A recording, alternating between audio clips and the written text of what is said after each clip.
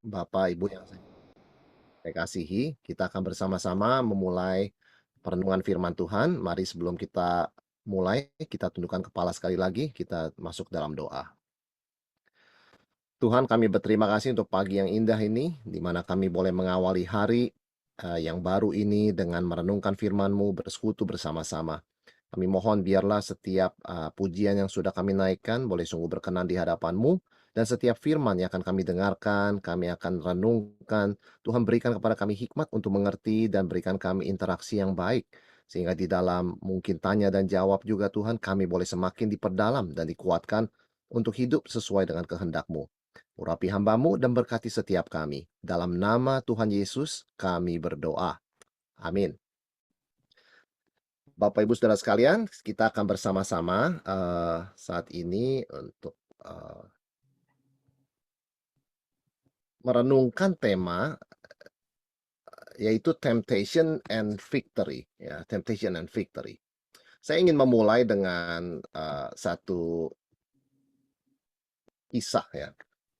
Eh, Mungkin Bapak Ibu tahu ya, yang penggemar ikan tuh pasti tahu ikan apa ini ya. Ini adalah sebuah ikan yang terkenal dan cukup mahal disebut dengan bluefin tuna ya. Ikan ini bisa mencapai harga $50.000 ya, sehingga diburu oleh begitu banyak orang. Tetapi ada beberapa orang yang memberitahu kalau mau menangkap ikan ini tidak boleh pakai kapal yang biasa-biasa ya, karena ikannya besar sekali. Ya, bisa besar sekali dan cukup dalam. Harus pakai kapal yang besar ya, dan berarti memang itu merupakan sesuatu modal yang mahal. Tapi beberapa orang pernah mendengar cerita bahwa mereka bisa menangkap ikan ini dengan cara tertentu menggunakan kapal kecil. Itu sebabnya mereka berusaha kan dengan modal yang kecil untuk mendapatkan ikan yang bisa dijual seharga $50.000, saudara sekalian. Tetapi apa yang terjadi, ternyata satu persatu kapal kecil tersebut, ada yang terbalik, ya kan. Untung orang-orangnya ini selamat, saudara sekalian ya. Tetapi itu pelajaran yang sangat penting, bahwa ikan ini begitu kuat sehingga tidak bisa sembarangan ditangkap oleh kapal-kapal yang ukurannya kecil. Dari kisah ini, kita belajar mengapa, sudah diperingatkan tetap terjadi ya. Kenapa? Sudah diperingatkan jangan pakai kapal kecil gitu kan. Toh mereka tetap pakai kapal kecil dan terjadi seperti yang diperingatkan, yaitu kapal itu terbalik. Apa yang kita pelajari dari sini? Saudara sekalian, seringkali yang pertama adalah di dalam hubungan dengan kisah nelayan ini, mereka meremehkan kekuatan ikan tuna bluefin ya. Itu yang pertama, underestimating the power ya.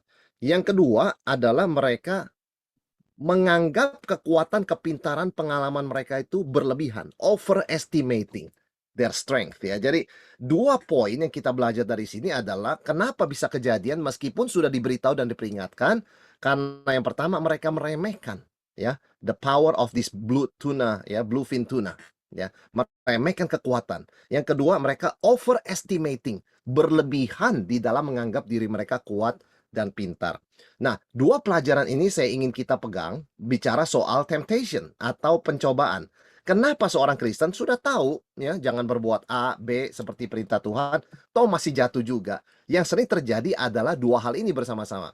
Satu, kita meremehkan kekuatan, the power of temptation. Kita pikir orang lain bisa jatuh lah ya gitu, tapi temptation itu sebetulnya tidak tidak apa ya, tidak terlalu powerful ya. Itu umum kok begitu kan. Nah, itu underestimating the power of temptation. Yang kedua, yang bersamaan dengan itu, overestimating ya. Menganggap kekuatan kita itu lebih ya. Orang lain mungkin jatuh, saya tidak. Ya. Jadi underestimating the temptation dan overestimating our strength. Nah, ini dua yang menjadi sebab mengapa kita seringkali jatuh ya di dalam pencobaan. Dan satu hal lagi, di dalam kisah nelayan ini juga kita belajar satu hal. Mereka merasa bahwa ikan tuna bluefin itu sama seperti ikan lainnya. Nah, ketidakmampuan membedakan inilah yang membuat mereka meremehkan ikan yang akan mereka tangkap ya. Salah satu juga menjadi kendala di dalam hidup orang Kristen, kita seringkali juga lupa dan tidak tahu membedakan apa sih ujian, ya kan? Apa sih pencobaan?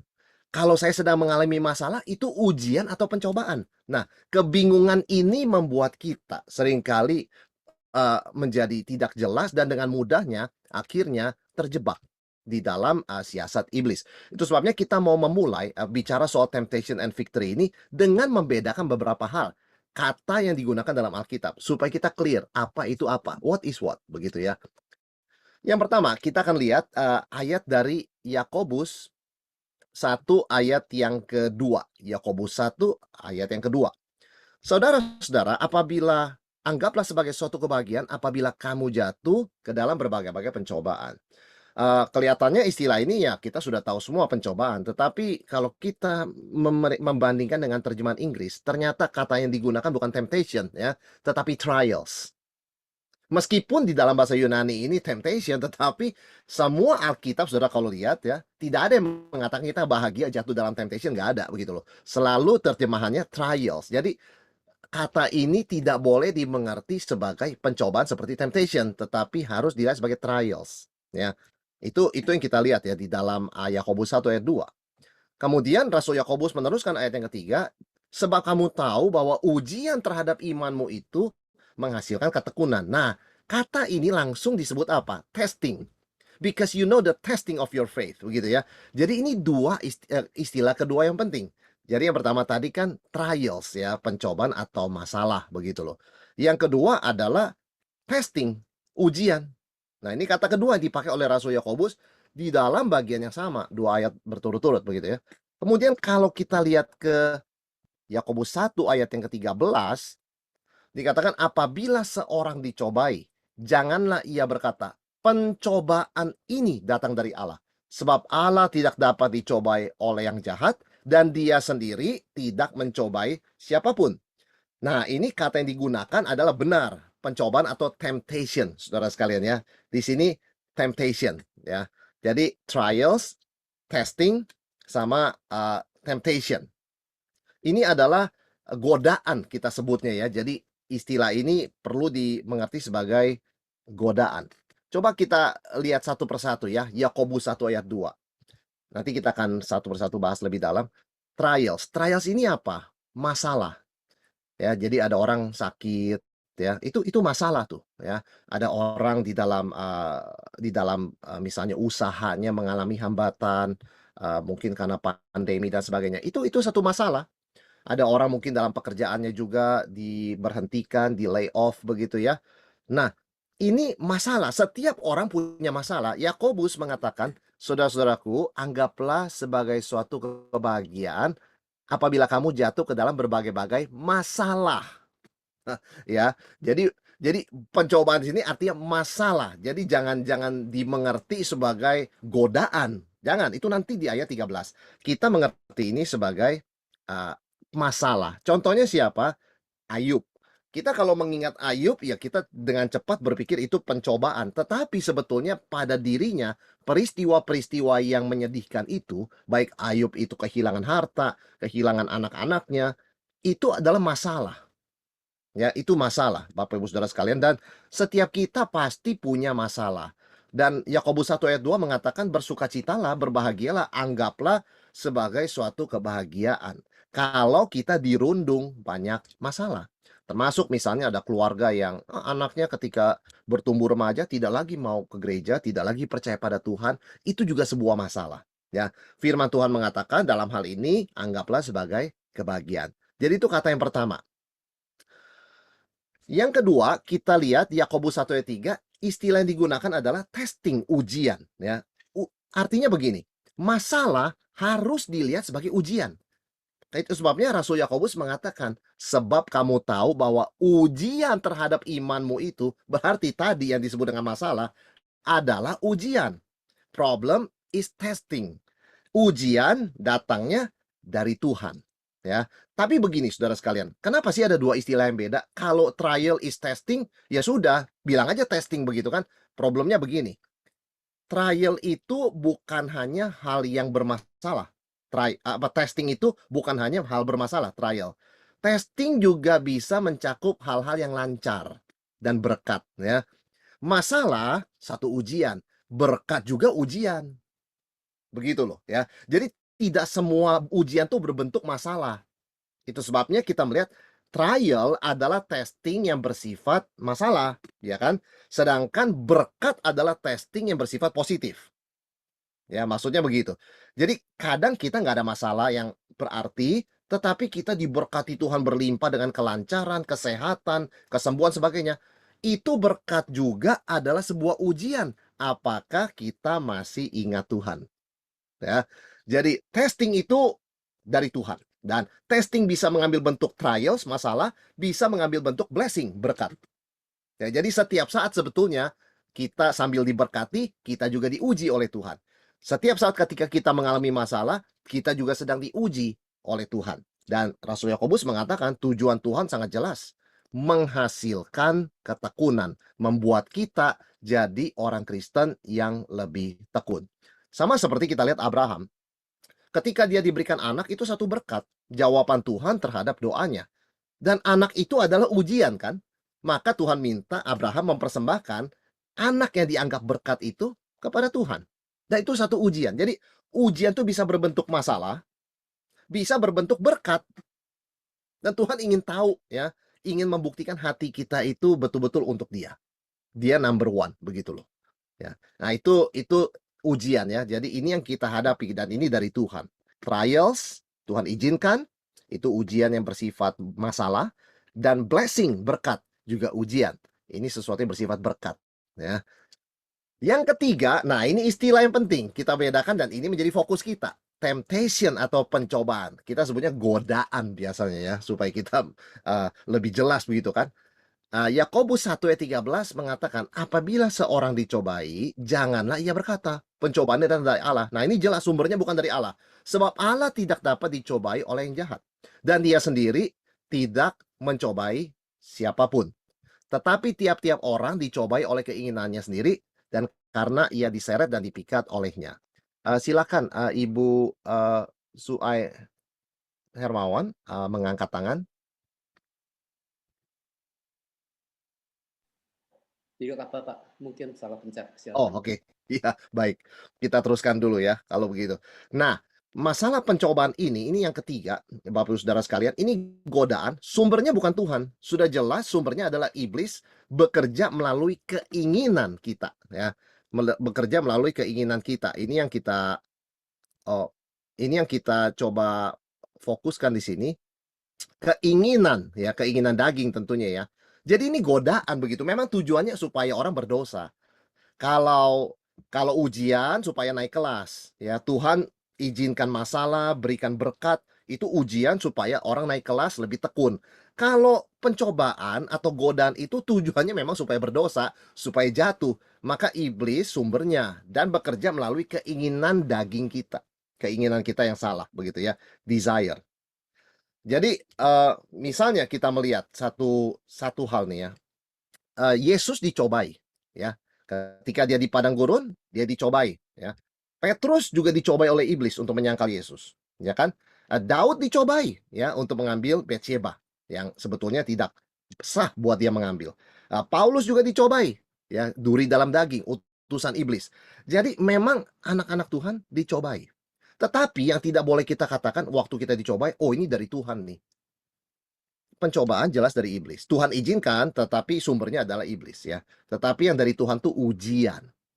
Maka kita mau menggunakan prinsip-prinsip ini saudara sekalian untuk menilai satu peristiwa ya. Misalnya, ada seorang sopir taksi Kristen ya, yang kemudian setelah dia menurunkan penumpang, ternyata penumpang itu meninggalkan tasnya. Yang setelah dilihat isinya uang ratusan juta rupiah. Pertanyaan saya, ini ujian, masalah, atau pencobaan?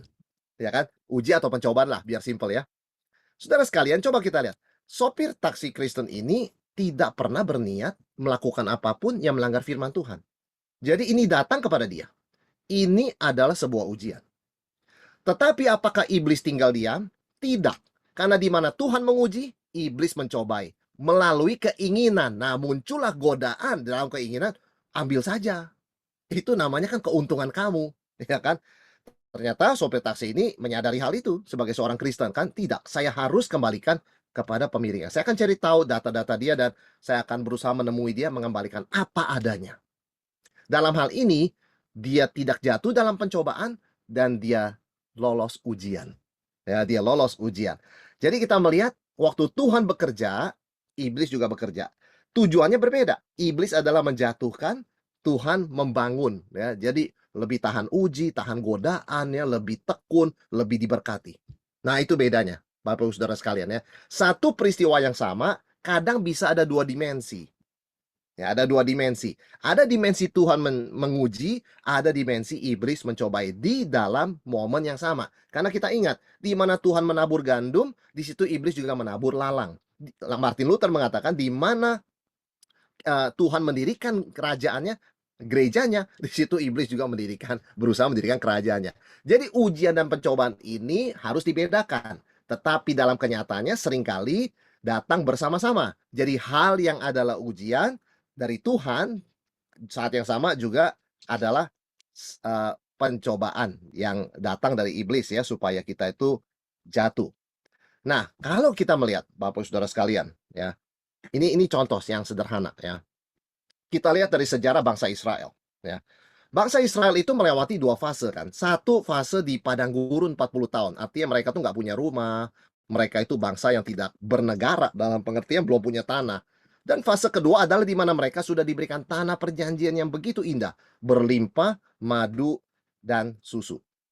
Saudara sekalian, selama mereka di padang gurun, coba kita lihat ya, mereka di padang gurun, itu mereka mengalami kesulitan. Ya kan? Itu mereka mengalami kesulitan. Apakah itu menurut Yakobus? Itu sebuah ujian. Karena mereka lapar, mereka haus, ya, Tuhan izinkan, ya, melewati padang gurun 40 tahun, waktunya itu lama, begitu kan. Itu sebuah ujian yang berbentuk kesulitan, trials. Ya kan? Kenapa Tuhan uji mereka? Supaya tujuan Tuhan menguji mereka untuk supaya mereka semakin naik rohaninya, naik tingkat. Mengingat bahwa manusia bukan hidup dari roti saja, tapi dari setiap perkataan yang keluar dari mulut Tuhan, ya. Jadi itu ujian supaya naik kelas melalui kesulitan, diizinkan lapar supaya mereka mengerti secara bangsa, secara individu. Kita hidup bukan dari roti saja loh, ya, tetapi dari setiap firman yang keluar dari mulut Tuhan. Artinya kadang memang Tuhan selalu menyediakan, tapi ada kalanya kita harus menunggu, ya kan? Harus menunggu. Tetapi setelah mereka masuk ke tanah perjanjian, mereka tidak lagi sulit kan, Bapak Ibu Saudara sekalian? Mereka sudah mempunyai tanah, punya rumah, sama masing-masing suku dapat tanahnya. Nah, mereka mengalami berkat kelancaran. Apakah ini? Juga sebuah ujian. Karena Tuhan mengatakan kalau nanti kamu sudah masuk ke tanah itu, sudah makan dan kenyang perutmu, jangan lupa, hati-hati. Jangan sampai lupa Tuhan lalu berkata dengan tanganku yang perkasa, aku dapat tanah ini. Jadi kan itu sebuah ujian, ya. Jadi baik itu kesulitan, Bapak Saudara sekalian, ya, kembali ya kita summarize lagi. Baik itu satu kelancaran, it is a test, ya, satu ujian. Ya, itu sebuah ujian, testing, ya. Tetapi kita melihat, saudara sekalian, di dalam tahap apapun, kita mengalami kesulitan, mengalami kelancaran, kita pribadi harus melihat itu sebagai ujian. Tetapi kita juga harus aware, ya, harus aware apa? Harus aware bahwa itu juga sebuah pencobaan, ya. Itu sebuah pencobaan. Nah, ini yang perlu kita awasi. Ini yang perlu kita awasi, Bapak Ibu Saudara sekalian, ya. Yaitu di tengah ujian ada pencobaan. Dan untuk itu kita akan melihat prinsip yang ada di dalam 1 Korintus 10 ayat yang ke-13. Apa yang firman Tuhan katakan ya? 1 Korintus 10 ayat yang ke-13. Pencobaan-pencobaan yang kamu alami ialah pencobaan-pencobaan biasa yang tidak melebihi kekuatan manusia. Sebab Allah setia dan karena itu Dia tidak akan membiarkan kamu dicobai melampaui kekuatanmu. Pada waktu kamu dicobai, Dia akan memberikan kepadamu jalan keluar sehingga kamu dapat menanggungnya. Jadi kita sudah jelas bicara soal ujian tadi, ya. Dalam kelancaran, dalam kesulitan kita diuji oleh Tuhan. Nah, sekarang kita lihat dari sisi iblis. Di dalam situasi apapun, iblis berusaha mencobai kita, ya, supaya kita tidak naik kelas, melalui ujian, malah jatuh begitu kan, melalui pencobaan. Nah, bagaimana kita bisa mengalahkan iblis? Tentunya kita akan bicara dalam 2 sesi ya. Strategi-strategi secara spesifik itu minggu depan. Tetapi kita akan bicara prinsip-prinsip ketika kita sudah mengerti perbedaan ini, Bapak Saudara sekalian, apa yang Alkitab ajarkan melalui ayat ini, 1 Korintus 10 ayat 13, tentang pencobaan, ya kan? Hubungan kita, pencobaan dan Tuhan. Tentunya pekerjaan iblis di dalamnya ya. Apa hubungannya? Kita akan lihat melalui ayat ini secara lebih terperinci ya. Pertama kita coba analisa ayat ini ya, satu demi satu frase karena ayat ini panjang ya. Yang pertama kita lihat pencobaan-pencobaan yang kamu alami. Di dalam bahasa Inggris itu terjemahannya, lebih jelas dalam pengertian mana subjek, mana objek, mana kata kerjanya, pasif atau aktif begitu kan ya. Karena pencobaan-pencobaan yang kamu alami itu kesannya apa ya, kita mungkin nggak bisa menebak pasif atau aktif ya, siapa yang bekerja. Tapi dalam bahasa Inggris jelas, "No temptation has overtaken you." Artinya apa? Fakta pertama dari ayat ini, pencobaan itu aktif mencari kita. Perhatikan kata-katanya, Bapak Saudara sekalian. No temptation overtakes you. Jadi kata yang digunakan di sini adalah overtaken. Overtaken adalah seperti kita nyetir mobil, kemudian ada seorang pengemudi belakang kita pindah jalur, lalu meningkatkan kecepatannya, lalu mendahului kita, lalu kemudian masuk ke jalur kita. Nah, itu artinya menyalip ya. Jadi Alkitab mengatakan temptation atau pencobaan itu punya sifat aktif. Ya, kita nggak usah cari pencobaan, Bapak Ibu Saudara sekalian. Pencobaan aktif mencari kita. Sama seperti Rasul Petrus mengatakan, lawan musuh iblis seperti singa yang berkeliling mengaum-ngaum. Ya, artinya aktif dia nyari begitu loh. Jadi kita bukan sekedar jalan ke dalam pencobaan begitu kan. Kita tidak jalan ke dalam pencobaan pun pencobaan aktif mencari kita. Karena istilah yang digunakan dalam bahasa Inggris itu aktif. No temptation has overtaken you. Ya, maksudnya pencobaan itu berusaha mengambil alih ya, menyalip kita. Dengan kata lain, kita jangan merasa temptation itu pasif. Sama sekali tidak. Sama seperti nelayan yang menangkap bluefin tuna tadi, mereka berpikir ikan tuna itu sama seperti ikan lain yang pasif begitu ya. Ikan tuna bluefin itu sangat agresif, saudara sekalian ya. Mereka bisa menggunakan seluruh kekuatannya untuk membalikkan perahu kecil. Begitu loh. Jadi kita juga harus mengerti bahwa temptation itu punya natur aktif dan mencari kita. Dengan kata lain, misalnya kalau bicara overtaken, itu berarti masa lalu kita kadang-kadang datang begitu loh. Masa lalu kita menghantui kita begitu ya. Jadi pencobaan itu tidak netral atau pasif. Jadi, kadang-kadang kita lagi diam gitu, teringat ya, teringat akan kesalahan kita di masa lalu, begitu kan. Teringat akan, kegagalan kita, begitu kan. Nah, itu adalah bagaimana masa lalu kita berusaha menyalip dan menghadang masa kini kita, masa depan kita, ya kan. Jadi ini yang pertama, pencobaan itu aktif mencari kita. Tapi satu hal yang menghiburkan dari ayat ini, Bapak Ibu Saudara sekalian, kita berbeda dari pencobaan kita. Nah, ini masih jelas ya. Saya adalah saya. Pencobaan saya, pencobaan, bukan saya. Ya kan? Saya dicobai berbohong. Saya bukan pembohong. Itu pencobaan ya. Saya adalah saya. Selama saya tidak jatuh dalam pencobaan itu, saya bukan pembohong. Ya kan? Saya dicobai untuk mencuri. Itu pencobaan untuk mencuri. Saya bukan pencuri. Begitu kan? Ketika kita welcome, ketika kita jatuh, baru itu menjadi dosa. Dicobai tidaklah berdosa. Karena pencobaan itu aktif mencari kita. Dosa adalah ketika jatuh dalam pencobaan berkata yes pada temptation. Selama kita tidak berkata yes pada temptation, tidak apa-apa saudara sekalian. Memang pencobaan itu aktif mencari kita. Maka Martin Luther pernah mengatakan begini, kita tidak bisa mencegah burung terbang di atas kepala kita. Nggak bisa. Dia kalau lewat-lewat di atas kepala kita, bulak-balik begitu ya, kita bisa apa? Pikiran-pikiran itu kan seperti lalu lintas, ada trafiknya begitu kan. Bisa kiri, kanan, depan, belakang, bisa cepat, lambat. Tapi kita bisa mencegah, kata Martin Luther, kita bisa mencegah burung bersarang di atas kepala kita. Nah, itu bagian kita. Jadi jelas fakta pertama, pencobaan itu aktif mencari kita. Tetapi penghiburannya adalah kita bukanlah pencobaan kita. I am not my temptation. Ya. Saya bukan pencobaan saya. temptation begitu loh. Semua orang dicobai, Yesus juga dicobai, ya kan?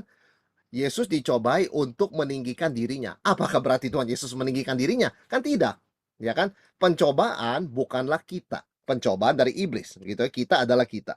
Cuman satu hal yang kita tidak boleh remehkan adalah bahwa pencobaan itu aktif mencari kita, ya. Dia tidak pasif, dia tidak tunggu kita datang, ya. Seperti Tuhan Yesus di padang gurun, tiba-tiba iblis datang menyerang, begitu kan? Pencobaan itu datang, bukan Tuhan Yesus mencari pencobaan. Dia sedang berpuasa 40 hari 40 malam, kemudian pencobaan itu datang, ya. Itu fakta pertama soal pencobaan, saudara sekalian. Yang kedua, kita lihat juga kalimat berikutnya di ayat ini, pencobaan-pencobaan yang kamu alami ialah pencobaan-pencobaan biasa. Nah, ini ya, biasa yang tidak melebihi kekuatan manusia. Dalam bahasa Inggrisnya disebutnya common to man. Jadi, nah ini yang kedua. Pencobaan itu menyerang semua orang, itu common begitu loh ya. Tidak ada yang, kenapa ya pencobaan saya lebih berat ya? Nah, begitu, ya kan?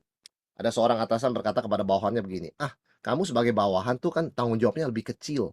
Kamu tidak mikir A, B, C. Pencobaan kamu lebih kecil. Saya ini loh atasan kamu, mempunyai banyak peranan yang pengambilan keputusan. Pencobaan saya lebih berat." Salah, saudara sekalian. Salah, ya. Itu perkataan keliru.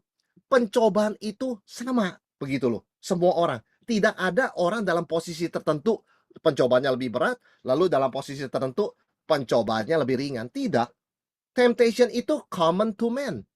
Jadi saudara bayangkan, Alkitab mengatakan pencobaan itu umum, ya. Lalu kenapa ya kok saya jatuh dalam dosa tapi dia tidak? Berarti pencobaan saya lebih berat? Bukan. Pencobaan kita sama saja common to man. Kenapa saya jatuh? Karena saya say yes. Kenapa dia tidak jatuh? Karena dia say no. Bukan pencobaan dia lebih ringan, bukan pencobaan saya lebih berat. Jadi intinya, ketika kita jatuh dalam dosa, kita tidak boleh menyalahkan pencobaan. Karena pencobaan itu terjadi pada semua orang. Tidak semua orang jatuh kok, ya kan? Misalnya ada yang mengatakan, "Oh iya ini apa ya, kalau memang, dia mengalami seseorang sedang capek begitu ya, jadi dia emosi, itu memang lumrah sekali." Ya, tapi tidak semua orang yang capek emosi kan saudara sekalian. Ada berapa orang capek tetap menahan dirinya dengan baik, menguasai emosinya. Artinya apa? Artinya bukan berat atau ringannya pencobaan, tetapi apakah kita berkata yes or no, ya. Pencobaan itu common to man, ya. Saya bukan mengatakan nggak ada masa-masa orang dicobai berat, tentu ada. Tuhan Yesus mengalami itu di Getsemani, tetapi tetap dalam batas manusiawi gitu loh. Pencobaan biasa yang tidak melebihi kekuatan manusia. Jadi jangan dirasa ekstra berat buat kita, ya. Kita nggak boleh meremehkan ya, jangan ada tapi kita juga nggak bisa mengatakan itu luar biasa, lain sama semua orang. Saya punya pencobaan ini unik, cuman saya karena bidang pekerjaan saya ini. Tidak, Bapak Ibu Saudara sekalian, it's common to man. Itu umum kita alami, ya. Jadi yang membedakan cuman apakah kita itu jatuh atau tidak, ya. Memang saya mengakui setiap pencobaan itu beda. Seorang pegawai pencobaannya adalah datang lambat ya, pulang lebih cepat ya, kemudian tidak mengerjakan tugasnya ya. Seorang siswa dicobai untuk menyontek ya, beda begitu kan, dia belum bekerja sebagai pegawai begitu kan. Misalnya seorang seorang, pengusaha pencobaannya juga berbeda begitu kan, berurusan dengan peraturan dan sebagainya. Seorang atlet juga pencobaannya berbeda, menggunakan doping dan sebagainya. Memang setiap orang punya profesi, itu pencobaannya beda-beda, ya. Tetapi sekali lagi saudara sekalian, itu tetap dalam batas manusiawi sekali. Jadi kalau orang jatuh itu bukan karena pencobaannya uncommon atau tidak umum begitu ya, pencobaannya very common ya, sangat umum. Kalau sampai seseorang jatuh, itu karena kita say yes kepada pencobaannya. Jadi ini prinsip yang kedua, pencobaan itu menyerang semua orang. Tidak ada orang yang kebal ya, itu seorang hamba Tuhan juga dicobai, ya kan? Pekerjaan apapun, panggilan apapun juga dicobai. Semua dicobai, Bapak Ibu Saudara sekalian ya. Jadi ini yang fakta kedua kita harus pegang soal pencobaan. Namun kita juga tahu tidak berhenti sampai di sana, firman Tuhan terus berkata, sebab Allah setia. Nah, God is faithful. Nah, ini yang fakta ketiga. Tuhan setia dan tidak meninggalkan kita, ya. Banyak orang berpikir begini, kalau saya dicobai berarti saya jelek. Kalau saya nggak jelek, saya nggak dicobai. Kalau saya jelek begini berarti Tuhan tidak mau dekat sama saya. Nah, itu keliru. Karena firman Tuhan mengatakan, Allah setia. Setia itu artinya apa? Tidak meninggalkan kita, ya kan? Kita tahu memang ketika seseorang sakit misalnya kan ya, ya tentu saja kalau sakit itu sakit menular, ya tidak boleh dekat dong keluarganya kan, misalnya begitu loh, ya kan? Tetapi tidak demikian dengan Tuhan. Kalau kita sakit, Tuhan tetap setia, Tuhan tidak meninggalkan kita. Ketika kita dicobai, Tuhan tidak meninggalkan kita, begitu kan?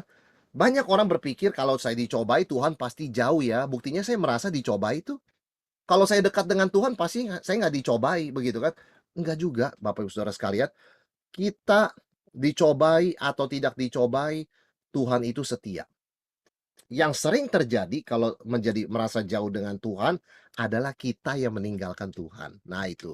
Sebab itu firman Tuhan mengatakan, "Dekatlah dengan Tuhan," ya. "Hanya dekat Allah saja aku tenang." Nah itu kan masalahnya Tuhan tidak pernah meninggalkan kita, Tuhan selalu setia. Kalau berasa jauh, itu memang kita yang menjauhkan diri, ya kan? Karena Tuhan tidak pernah jauh, apalagi Dia sudah datang di dalam Yesus Kristus, Allah yang menjelma jadi manusia, hidup di antara kita, menjadi serupa dengan kita, begitu kan? Dicobai dalam segala hal. Kita punya sahabat yang setia sekali. Jadi, kita tidak perlu merasa Tuhan jauh, ya kan? Karena Tuhan itu setia dan tidak meninggalkan kita. Kalau sampai kita berasa Tuhan jauh, tanyalah kepada diri kita, seberapa sering saya menghampiri Tuhan dalam doa hari-hari ini? Seberapa rajin saya mencintai baca firman Tuhan beberapa hari terakhir ini? Nah, itu akan menjelaskan kenapa Tuhan terasa jauh. Tetapi masalahnya yang pasti bukan dari pihak Tuhan. Karena 1 Korintus 10 ayat 13 memberikan satu statement yang sangat strong, God is faithful. Alkitab ya sering mengatakan Tuhan berbuat ini, berbuat itu. Tapi di beberapa tempat Alkitab menyatakan sifat Tuhan. Ketika dikatakan sifat Tuhan itu statement doktrin yang sangat strong. God is faithful. Allah itu setia. Tuhan setia dan tidak meninggalkan kita. Nah, ini satu penghiburan ya. Dengan kata lain, di tengah pencobaan kita, kita dicobai, pertolongan sangat dekat, Bapak Ibu Saudara sekalian. Hanya berseru kepada Dia, kita akan dilepaskan. Tidak harus jatuh dalam dosa. Tuhan itu setia. Ya, Dia tidak berubah, prinsipnya tidak berubah, ajarannya tidak berubah, janjinya tidak berubah, ya kan? Sehingga kita tidak pernah bingung ketika kita menghadapi pencobaan karena Tuhan itu sama, setia. Kalau Dia katakan sesuatu itu benar, ya kita ikuti. Selalu benar itu, ya. Kalau Dia katakan itu salah, ya kan? Jadi kita tidak usah goncang dengan perubahan zaman, perubahan tren. Ada berapa hal dulu dianggap salah loh, tapi sekarang benar. Kita kembali kepada firman Tuhan. Kalau firman Tuhan mengatakan itu salah, tetap saja salah. Mau trennya seberapa modern pun, tetap saja salah. Apalagi dengan bangkitnya artificial intelligence ya, saudara sekalian ya. Zaman sekarang ini katanya nanti, oh ini untuk proses, kelahiran seorang bayi, wah dengan teknologi bisa dilakukan di laboratorium. Nah begitu kan, misalnya seperti itu kan, teknologi ini luar biasa. Proses kelahiran itu nanti satu saat bisa dilakukan di luar, rahim, bisa dilakukan di laboratorium. Katakan zaman sampai secanggih seperti itu. Prinsip firman Tuhan kita tidak akan tinggalkan, ya kan? Ketika Tuhan berkata beranak cucu bertambah banyak begitu kan ya, ada institusi yang Tuhan tetapkan pernikahan, pernikahan yang monogami, satu pria satu wanita, pernikahan lawan jenis begitu kan, pernikahan seiman, itu prinsip-prinsip tersebut tidak pernah berubah seberapa dahsyat pun tren kita ini berubah ya. Artinya Tuhan itu setia dan tidak meninggalkan kita, Bapak Saudara sekalian. Dan berikutnya kita melihat fakta yang keempat, yaitu dan karena itu Dia tidak akan membiarkan kamu dicobai melampaui kekuatanmu. Yang keempat kita melihat fakta keempat, Tuhan berdaulat membatasi derajat pencobaan kita. Jadi kita tidak usah berpikir begini, "Oh, pencobaan saya terlalu berat ya." Kalaupun terlalu berat, Tuhan itu membatasi.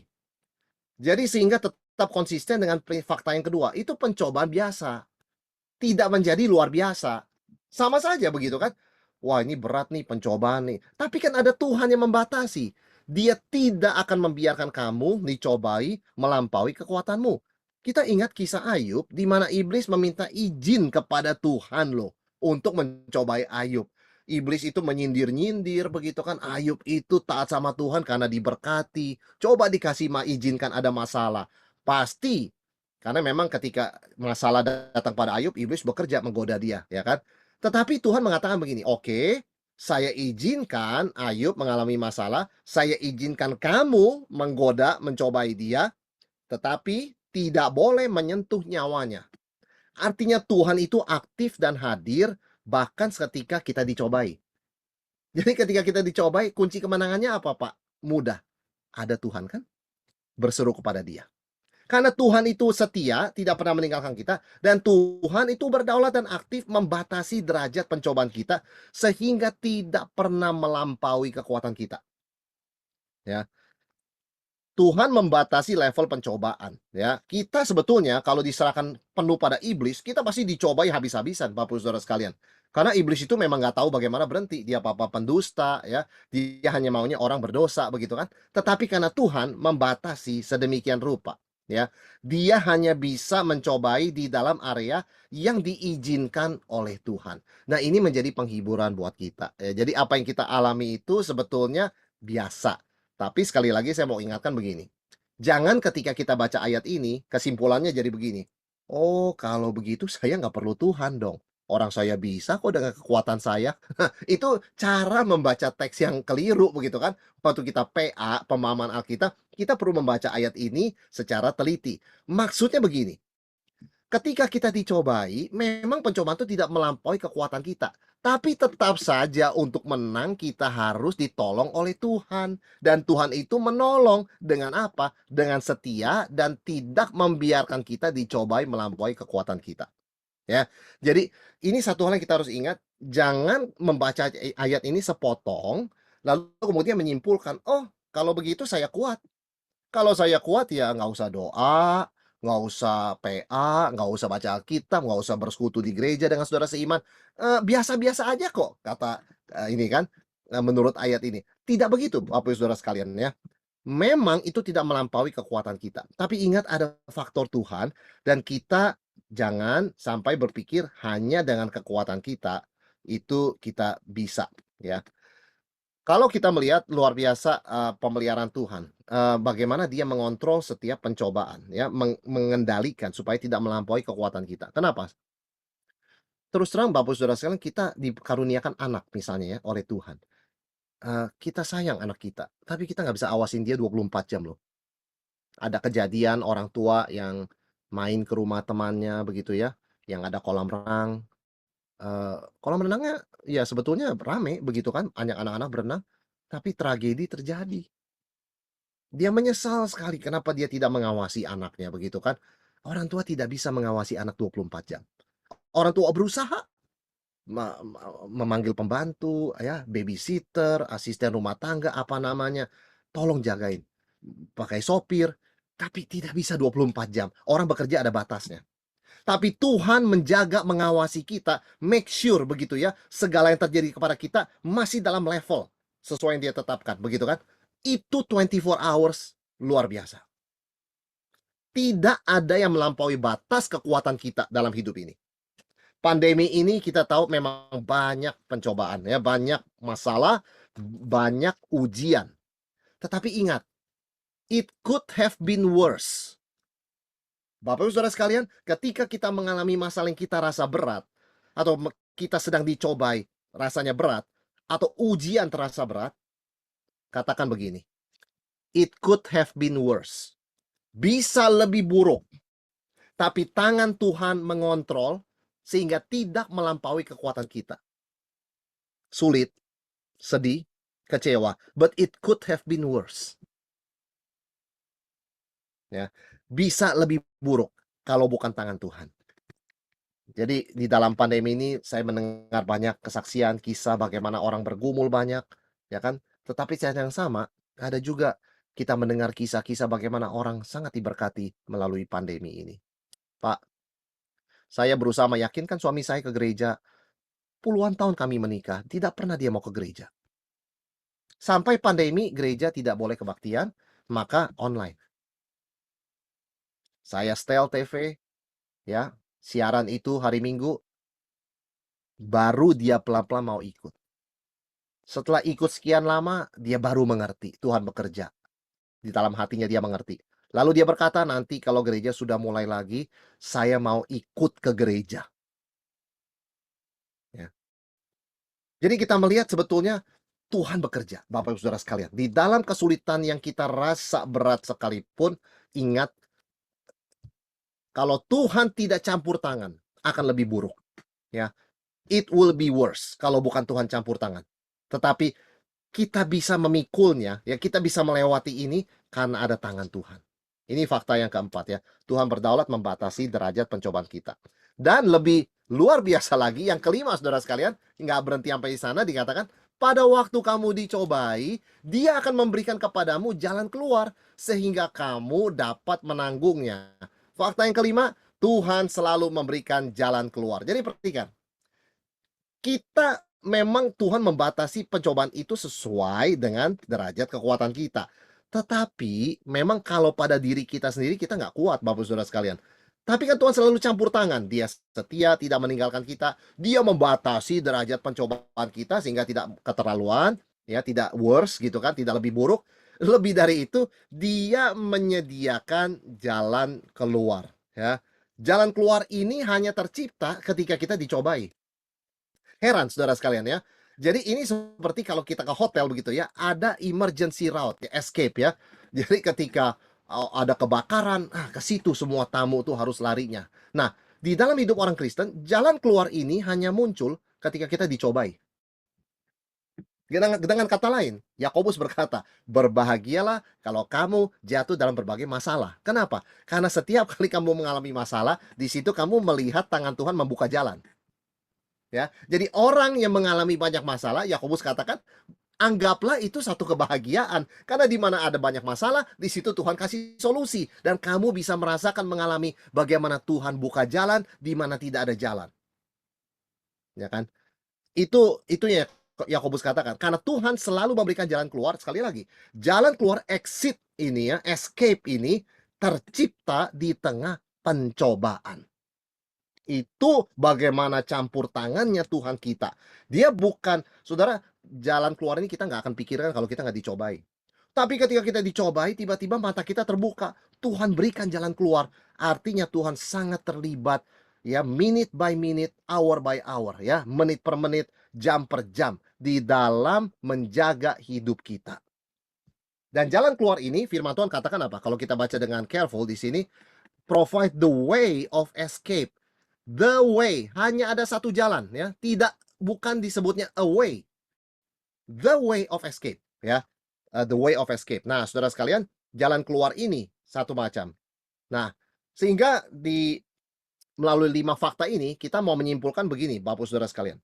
Ada orang bertanya begini, "Susah-susah amat sih, Pak. Kalau Tuhan mau memberkati kita kenapa? Mesti izinkan pencobaan, masalah, ujian." Bapak Saudara sekalian, tujuannya satu, memberikan kita pengalaman the taste of victory, kemenangan, ya. Temptation and victory. Tidak ada temptation, tidak ada victory, ya. Tidak ada masalah, tidak ada victory. Jadi Tuhan mengizinkan semua ini supaya kita bisa mengecap kemenangan. That we can taste victory. Kita sebagai orang tua ya, waktu anak kita masih kecil, Bapak Saudara sekalian, kita izinkan dia ikut lomba. Lomba apa? Anak saya dulu suka main catur ya. Main catur dia ya, di Amerika main catur, lawan orang-orang di sana. Ketika dia kalah, oke, dia belajar. Satu hari dia menang. Pulang itu ceria sekali, berhari-hari dia ceria. Kenapa? Dia mengalami victory, kemenangan. Dia mengalami kemenangan, Bapak Saudara sekalian, ya. Itulah yang Tuhan mau kita alami, ya kan? Ketika kita jatuh, kita belajar. Tuhan berikan pelajaran bagaimana supaya jangan jatuh. Ketika kita menang, kita menikmati sukacita kemenangan.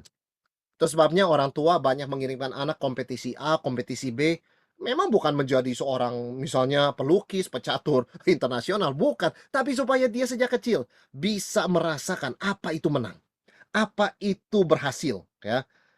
Supaya suatu saat dia bisa dewasa, ya, bertanggung jawab, ya. Saudara, saya yakin sebagai orang tua banyak di antara kita bisa menyediakan makanan untuk anak kita sampai dia menikah, punya cucu pun kita bisa. Tapi kenapa kita tidak melakukannya? Supaya mereka mempunyai kesempatan menjadi orang tua. Supaya mereka punya kesempatan menjadi suami istri bertanggung jawab. Tuhan berikan situasi yang sama kepada kita. Supaya kita bisa merasakan, mencicipi kemenangan. Dan kita boleh lebih beriman percaya kepada Tuhan yang tidak pernah meninggalkan kita. Bayangkan kalau Tuhan itu seperti orang tua yang memanjakan anaknya. Oh, tidak usah ngepel, tidak usah nyapu, tidak usah mengalami masalah, tidak usah pernah merasakan lapar, tidak pernah merasakan haus.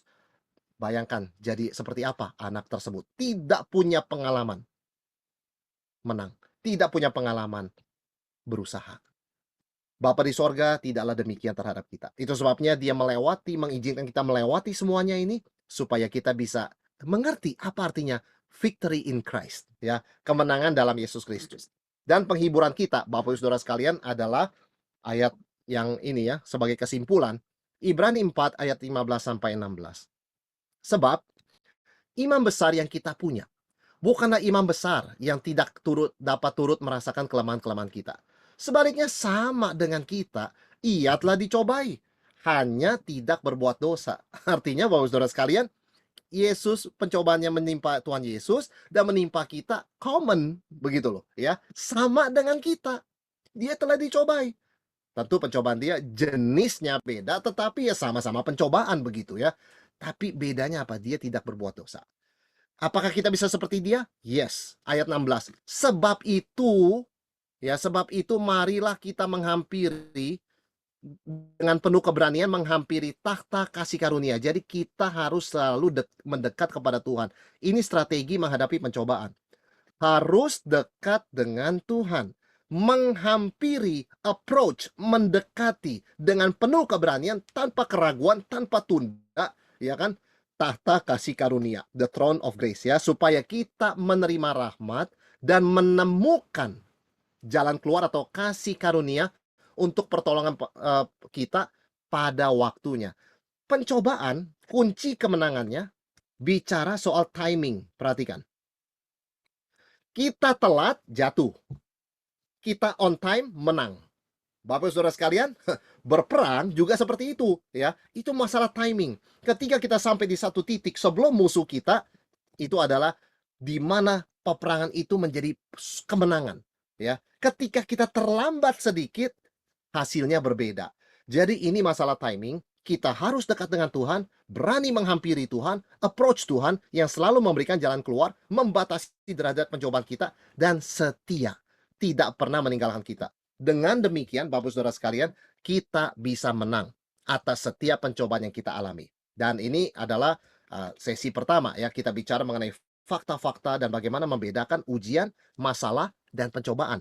Dan tentunya di pertemuan berikutnya kita akan bicara bagaimana pencobaan itu mencobai kita dan strategi menang atas, ya kan, siasat pencobaan tersebut. Ya. Tapi untuk hari ini materi kita sampai di sini. Silakan kalau ada pertanyaan ya. Saya Ya, kembalikan kepada Pak Raymond terima ya. kasih.